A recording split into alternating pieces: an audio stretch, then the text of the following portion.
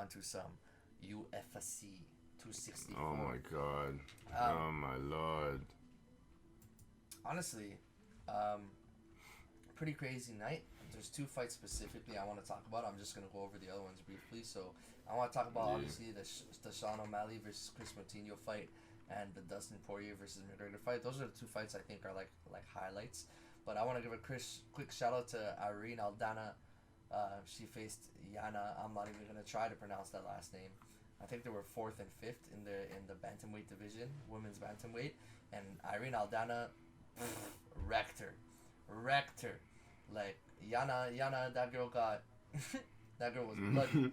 Like that fight was domination. So shout out to Irene. Maybe we'll see some great things from her in the bantamweight division.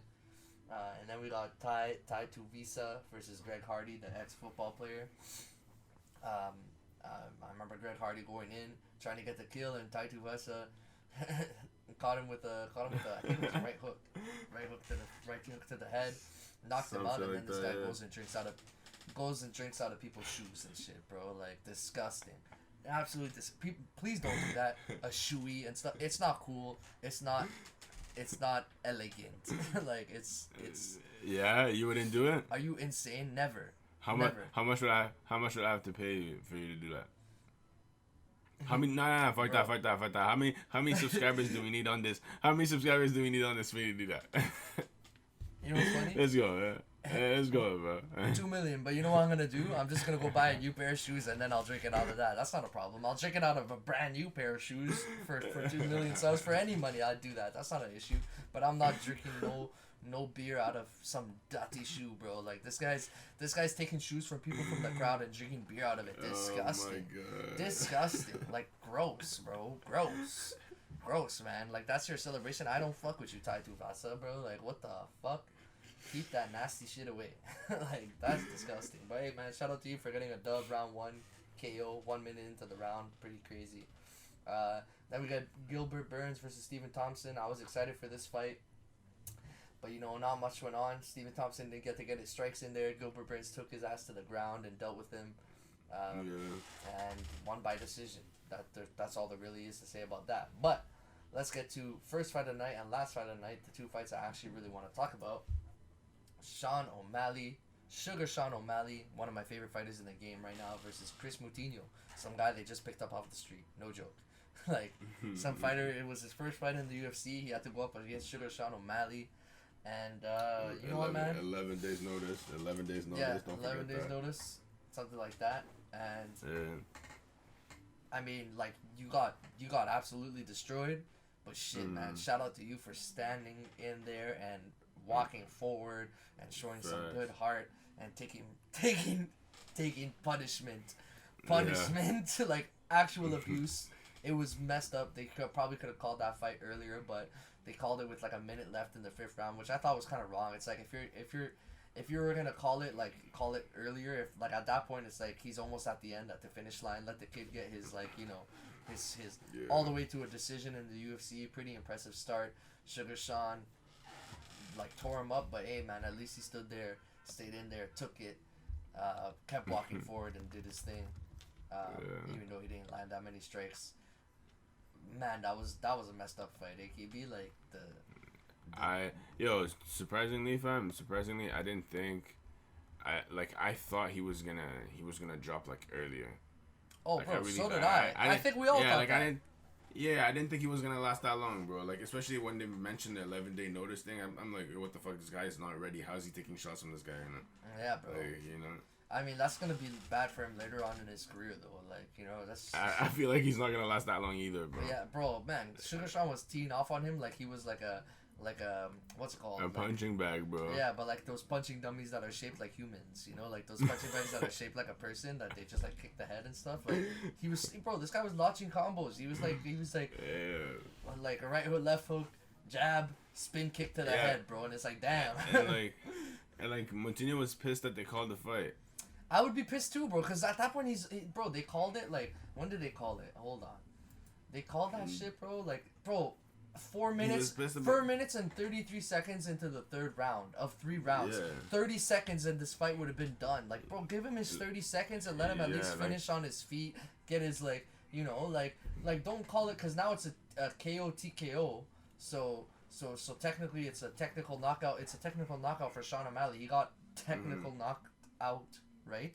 So, but if it went all the way to a decision, it's like, damn, you went to a decision in your first fight, first fight against a star like Sean O'Malley, like, you know. So, bro, give him his last 30 seconds, man. Like, come on.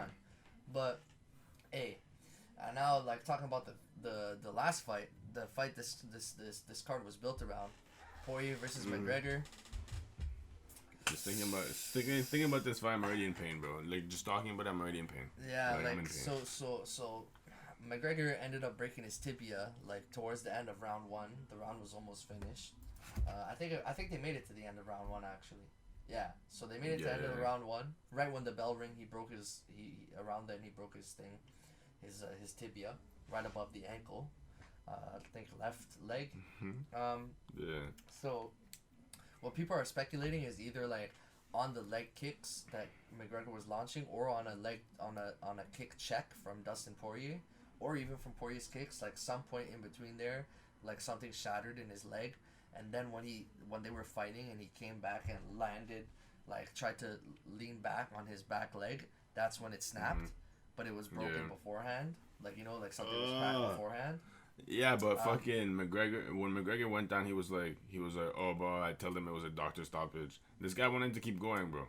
No. The reason why he was saying like doctor stoppage, like, you know, because he wanted it to, like, you know, be not him who got like taken out. I think he was trying. It was more about a record thing. You know what I mean? Like. Okay, maybe. That might make sense. I think it was more of a record thing versus him. Like, so I think he was hoping that it was gonna be like a no contest or something because of the doctor stoppage, but it ended up being a KO TKO anyways.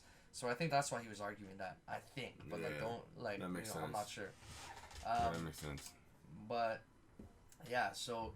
But either way, bro, like, first of all, that was like, it was a great first round, bro. Then they were going at it, like, Dustin Poirier was launching some elbows on that guy on the floor, and so was McGregor. But like, honestly, like, Dustin Poirier won that round, bro, and like, I thought Dustin Poirier was winning the fight going into it. At least from the one round we saw, like, he looked like he was beating McGregor that one round. And McGregor, we know that McGregor is his best in the first round. So if he lost the first round, what's he really doing after that? I'm not saying McGregor would have lost regardless, but it kind of looked like the fight was already going in Dustin Poirier's favor after round 1. Exactly. And now Dustin Poirier is going to go on to fight the champion, and then McGregor, I don't think he's going to get his rematch anytime soon. I think he needs to build his way back up. He just lost to Poirier twice in a row. Like, I don't think he deserves another rematch against Poirier again. So, and he broke his leg, bro. Do you really think he's going to come back? Do you think we're going to see this guy again? I mean, like, I would hope that if you talk shit like that, like, you come back and back it up. You know what I mean? Like, because the way I look at it, I just feel like he should take a break, bro. Like, at this point, he needs to. He's gonna be out for a while. Like, he'll be out for a year easy. He'll be out for a year easy. But like, you know, Dustin Poirier is gonna go on to face Charles Oliveira for the belt. That's gonna be a good fight. You think he can beat him? Charles Oliveira, yeah, he can beat him. Dustin Poirier is a vet, bro. Like, he's a legend in this game. All he needs is that belt to solidify his legacy, bro. Like.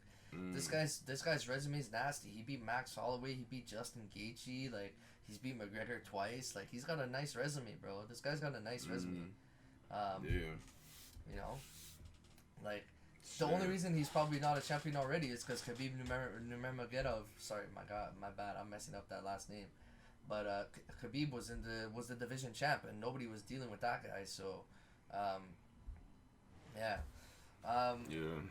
But yeah, man. I mean, good card. Like, most of the fights were good, other than like the Gilbert Burns versus Stephen Wonderboy Thompson wasn't a great fight. And then obviously, you know, you don't want that McGregor fight. That's like what you paid for to end with him breaking his leg. But like, you know, for sure, that's kind of the way the cookie crumbles. Wow, that was kind of no pun intended, I guess. Evil. I wasn't trying to be absolute evil. It was just a, you know, conversation. But but yeah, man. Shout out to Dustin Poirier. Go ahead and go get yourself that belt, young diamond. Do your thing. Yes, sir.